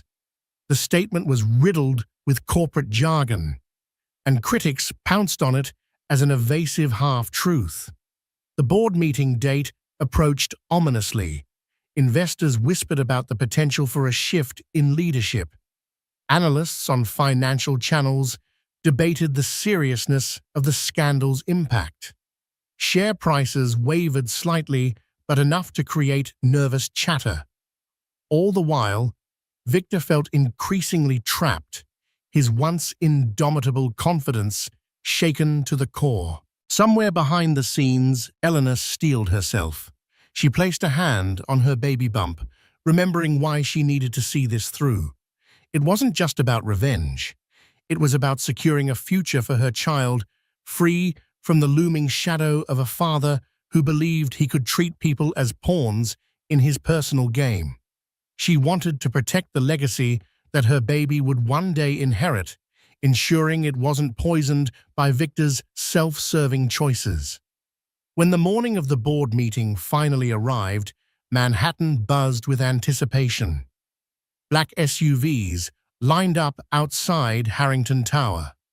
News vans prowled the streets, hoping for a glimpse of either Victor or Eleanor. Inside the building's executive conference room, the fate of one of the city's most powerful men hung in the balance. And unbeknownst to Victor, Eleanor had spent countless hours meticulously preparing for this moment. On an unseasonably cold spring morning, the towering glass facade of Harrington Tower reflected a bleak, steel-gray sky. Inside the executive conference room on the 59th floor, a series of tense discussions filled the air. Board members took their seats around a polished mahogany table. At the head sat an imposing leather chair reserved for the CEO, a seat that Victor Harrington assumed was unequivocally his. But as the clock neared 9 a.m., the tension in the room crackled with electric intensity. Victor entered, shoulders squared, hair meticulously styled, wearing a custom-tailored suit. He exuded the aura of a man used to control. but a subtle flicker in his eyes betrayed uncertainty. Next to him walked Bianca, meticulously groomed in a business outfit, ready to spin narratives. Her presence alone raised eyebrows. Traditionally, only top executives or board-invited advisors attended these pivotal meetings. Bianca, however, was neither. Whispers erupted as board members exchanged curious looks. At precisely 9 a.m., the doors swung open again. Eleanor stepped inside, supported by her attorney, Simone Gold. Wearing a subdued black dress that discreetly draped her pregnant figure, she moved with quiet, composed determination. A hush fell over the room. Heads turned, and even Victor's practiced poise faltered for an instant. This was the first time he'd seen his wife since she had walked out of the penthouse. She acknowledged the board members with a polite nod, her gaze not lingering too long on Victor. No one missed the significance of her presence, especially because she was still a major shareholder with seats on the board that her Davenport family connections had secured. Simone took a seat beside Eleanor, placing a leather briefcase on the table, the metal clasps glinting under fluorescent lights. The board chair, an elderly statesman named Arthur Norwood, cleared his throat. "Thank you all for attending this extraordinary session. We have urgent matters to discuss regarding Harrington Industries' leadership vision and recent developments in the public sphere." His gaze darted from Victor to Eleanor and back again. "This is a confidential meeting, so I expect the utmost discretion." Victor tried to seize the initiative. Standing, he projected his confident, booming voice. "Before we begin, let me address the swirling rumors. There have been malicious reports in the press about my personal life. I want to assure everyone here that these allegations are blown out of proportion. My trip to Bali was primarily for philanthropic site inspections and negotiations with prospective investors." He gestured toward Bianca. "Ms. Suarez has been an instrumental media consultant, helping me navigate international expansions and philanthropic strategies." Bianca stepped forward, her tone crisp and professional. "I understand the concerns, but I assure you, my partnership with Mr. Harrington is strictly business. We've been discussing a large-scale youth media initiative."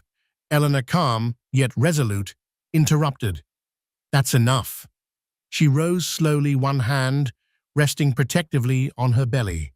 Her voice was steady, resonant with an inner strength. "We're all aware of the photographic evidence.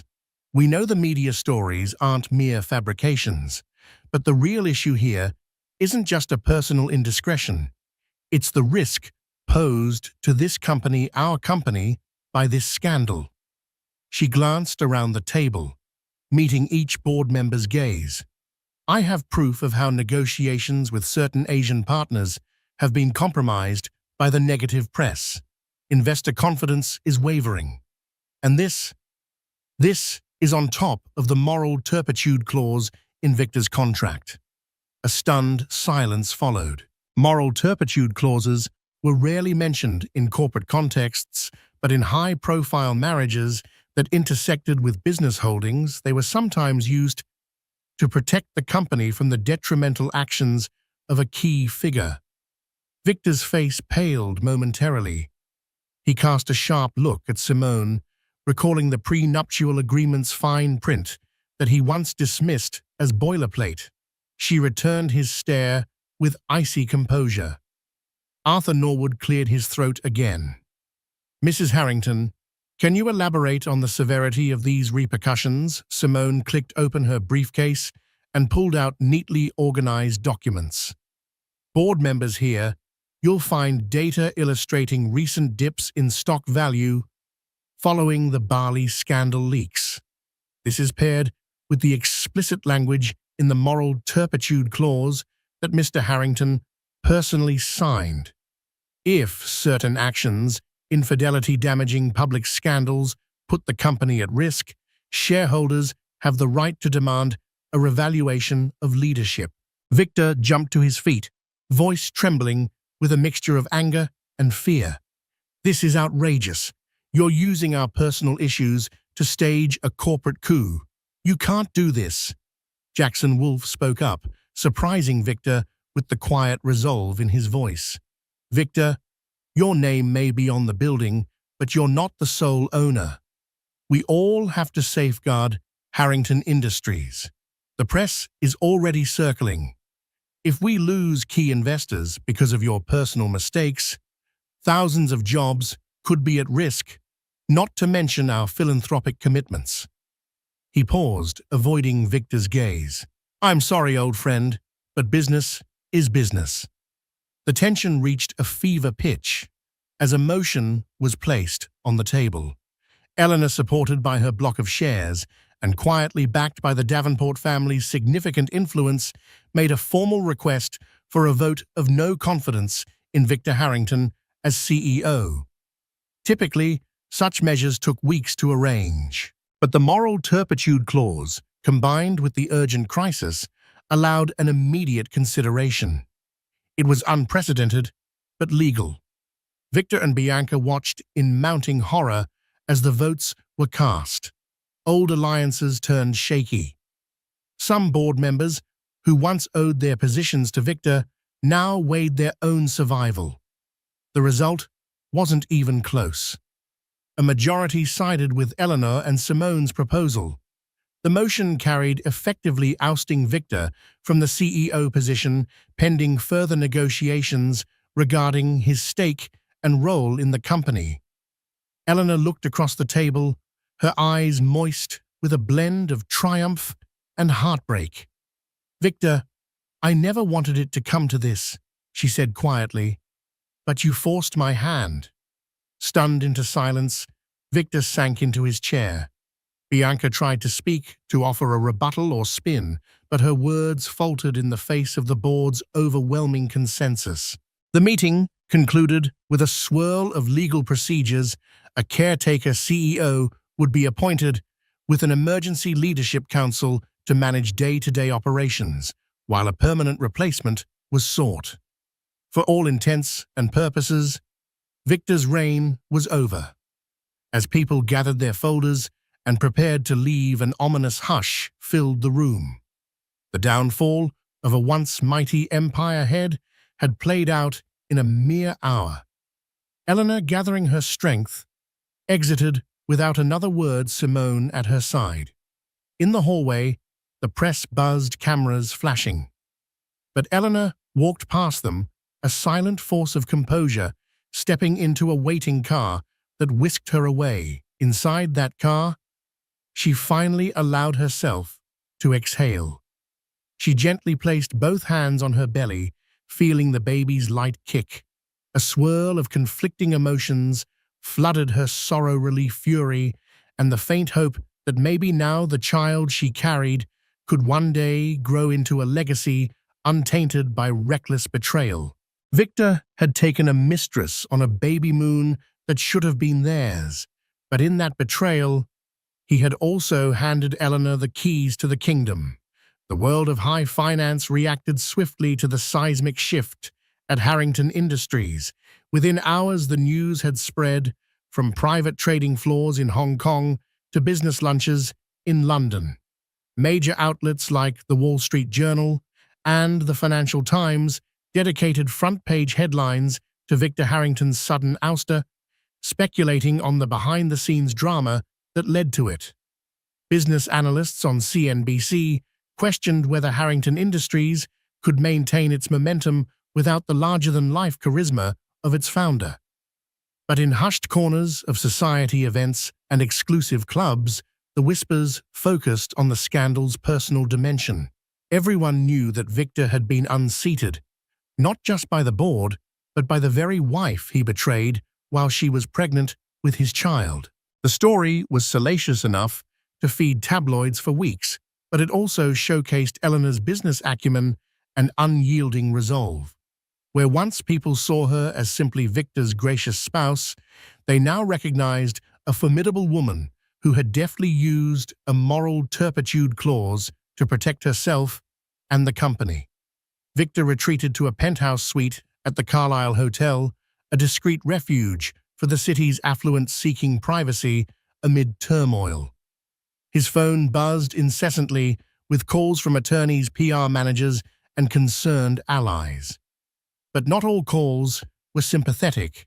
Some were angry investors demanding explanations, and others were from tabloids offering extravagant sums for exclusive interviews. Victor ignored most of them, drowning his sorrows in half-empty whiskey glasses. Bianca hovered around him, attempting to console him. Yet her once firm confidence now wavered as she faced the repercussions of being publicly named as the Mistress. Gossip columns buzzed with her name, some labeling her a gold digger, who had orchestrated the entire fiasco to boost her media profile. Even legitimate media platforms questioned her credentials, doubting her role as a bona fide consultant. The brand she'd painstakingly built threatened to crumble, and the high-profile connections she once courted grew wary of associating with scandal. She tried to assure Victor that they still had each other, and that it was only a matter of time before they bounced back. But in the pit of his despair, her words rang hollow. Meanwhile, behind the imposing walls of the Davenport estate, Eleanor found herself grappling with mixed emotions. She had succeeded in removing Victor from the company leadership, but the personal cost weighed heavily on her. She was married to a man whose betrayal had shattered her trust. For nights on end, she lay awake, feeling the baby's gentle movements and wondering what kind of future they would have.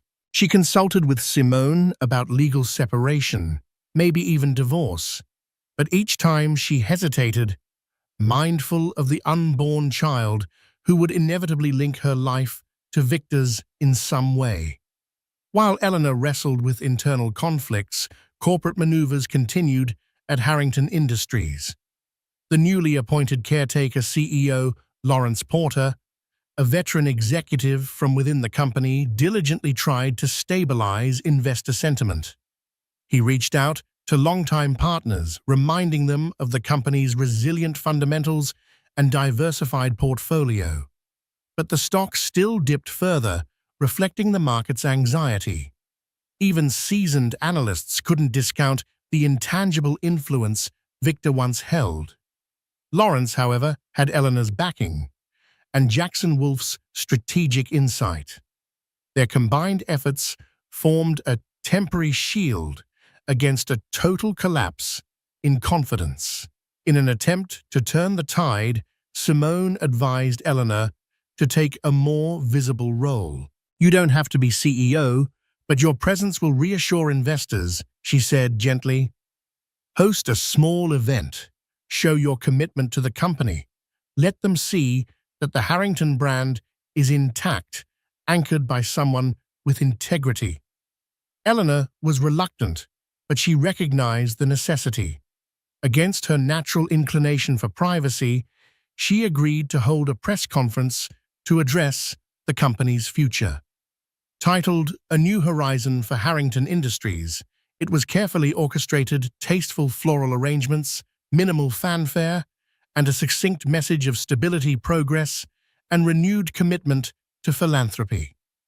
Eleanor spoke for only 10 minutes, but her measured tone and composed demeanor impressed even the cynics. She reiterated the strength of the firm's core businesses and announced a series of philanthropic initiatives focusing on maternal health, an unsubtle nod to her own journey. By the end, the stock saw a modest uptick, a sign that perhaps the market believed Harrington Industries could weather the storm, after all. Yet beneath the public facade of a carefully managed transition lay personal entanglements that were far from resolved. Victor watched Eleanor's press conference in his hotel suite, a feeling of muted awe stirring inside him.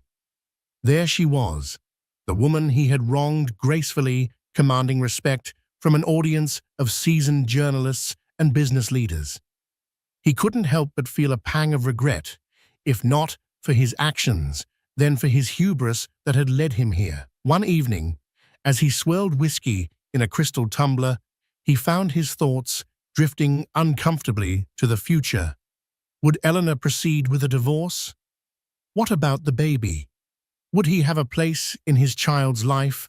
After everything that happened, he knew he had to attempt to fix things, at least in part. Taking a deep breath, he dialed Eleanor's number for the first time since the board meeting. The phone rang and rang until her voicemail picked up. Victor hesitated, then left a quiet message. Eleanor, I know I'm probably the last person you want to hear from, but we need to talk about everything, especially the baby. I'm sorry. He wasn't sure if he expected a reply, but he knew there was no easy path forward without at least confronting the reality of the child they both were responsible for. Outside the Carlyle's windows, the city glistened under a canopy of lights. For the first time in years, Victor Harrington, once the master of the universe, felt entirely unsure of what lay ahead. A week after the historic boardroom coup, Eleanor sat in her mother's sunlit conservatory. Hothouse orchids of every hue framed the glass walls, their vibrant blossoms reminding her that life continued to flourish even in the face of strife. She absent-mindedly rubbed her baby bump, reflecting on the swirl of events that had consumed her life. She was no longer just a wife. She was a major shareholder who had pulled the strings to unseat a billionaire mogul. Yet behind the newfound respect people afforded her lay an ache of betrayal that no corporate victory could mend. Her phone buzzed. Checking it, she found a message from Victor. Please, let's talk. We owe it to ourselves and our child. Eleanor stared at the words, her heart pounding. After everything that had happened, could she face him? But she also knew that ignoring him forever wasn't an option. They had a child to consider, a future that demanded clarity, if not reconciliation.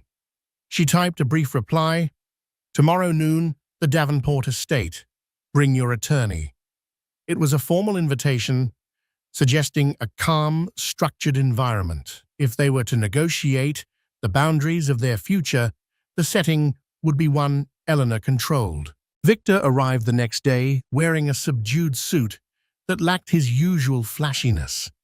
Accompanying him was his personal lawyer, a soft-spoken man who looked uncomfortable from the moment they stepped onto the immaculately trimmed lawns. Eleanor greeted them in the estate's library, flanked by Simone Gold.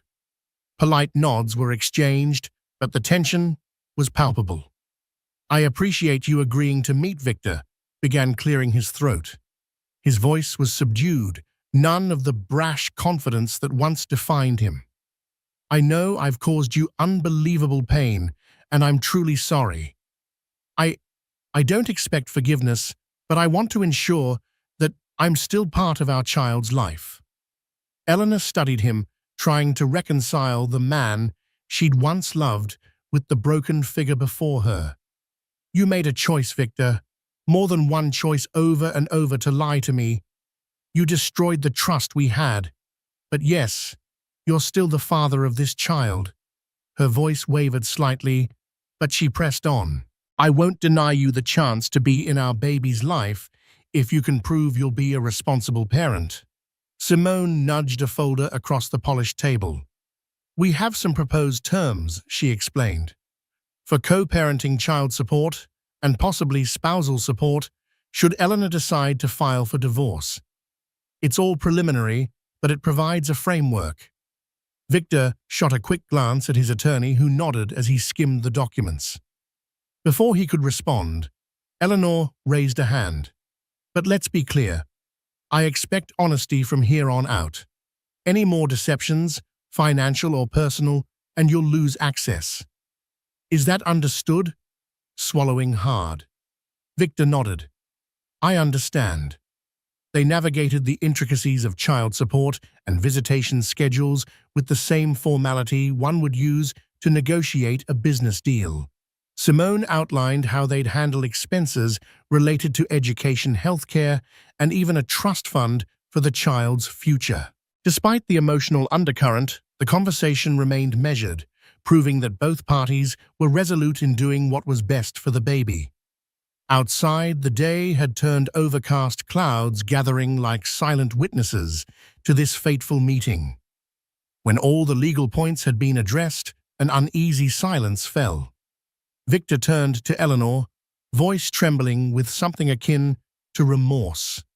"I know a contract can't fix this, but maybe with time." Eleanor's expression was soft, yet cautious. "I don't know if we can rebuild trust, Victor. Right now, my focus is on our child and on stabilizing Harrington Industries. I won't forgive what you did, at least not yet. But for the baby's sake, I'm willing to keep the door to communication open." Victor sighed, relief and sorrow mingling in his eyes. "Thank you. That means more than you know." After they finished, Simone escorted Victor and his lawyer to the door. Eleanor stayed behind, still seated at the heavy wooden table.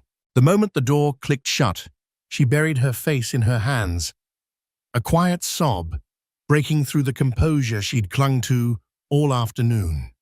The meeting felt like the formal dissolution of the life she once cherished and the birth of a tentative new arrangement dictated by lawyers and heartbreak. Outside, Victor paused under the estate's grand archway, looking back at the stately manor. He felt an immense sense of loss, of Eleanor, of the carefree world he once believed was his by right.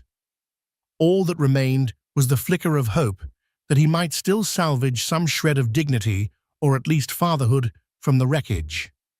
As the sun began to set, both of them were left contemplating the precarious path ahead. For Eleanor, there was the daunting task of balancing her new role in the company, impending motherhood, and the emotional toll of Victor's betrayal. For Victor, a future unspooled that no longer revolved around his unchecked desires. The affair with Bianca had scorched the once verdant life he enjoyed, leaving him to rebuild on whatever scorched earth remained.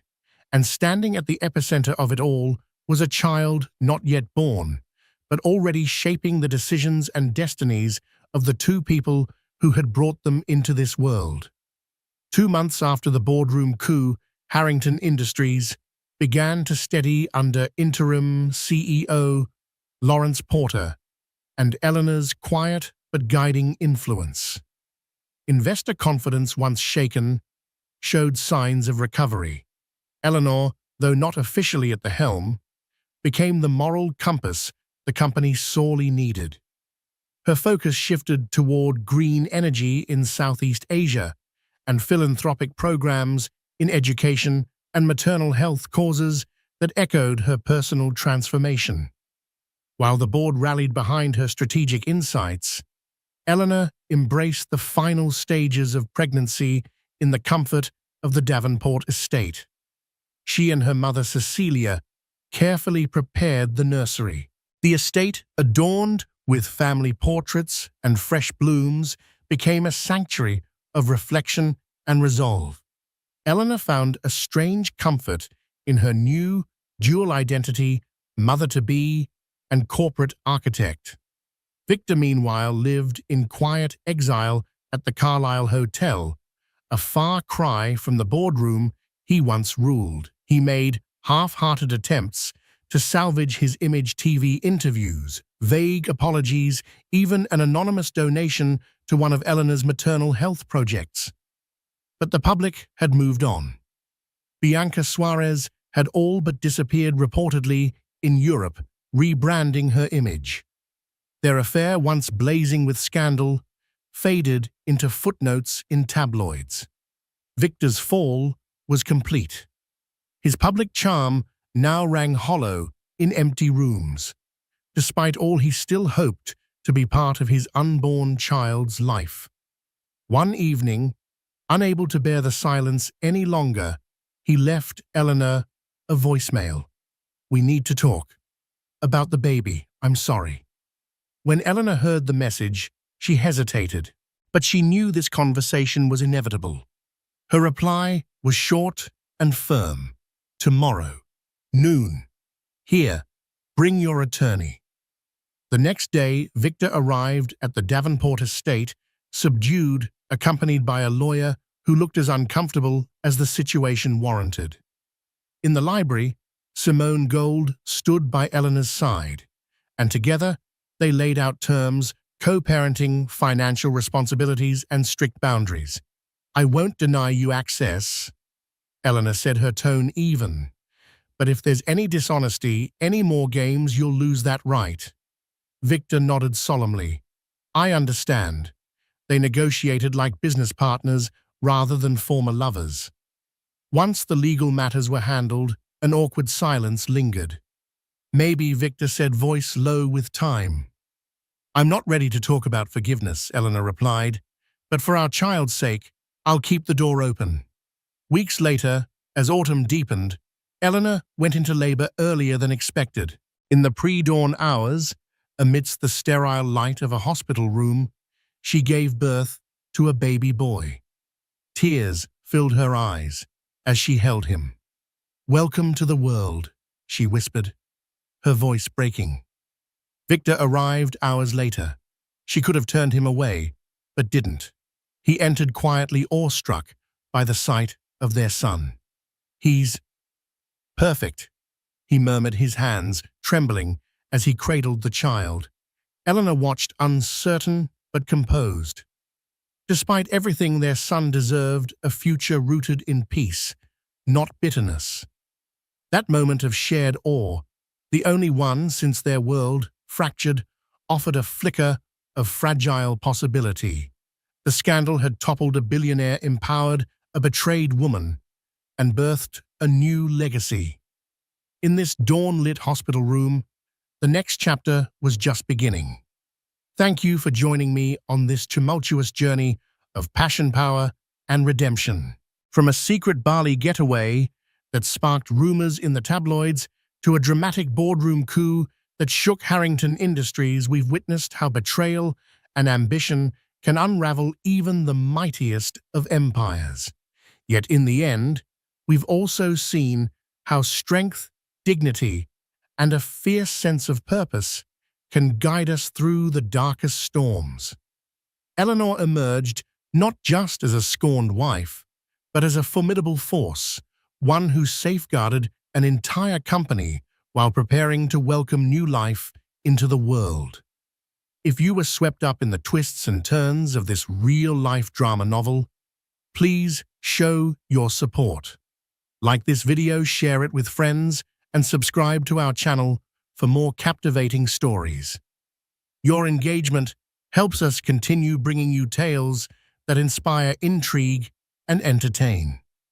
Thank you for watching.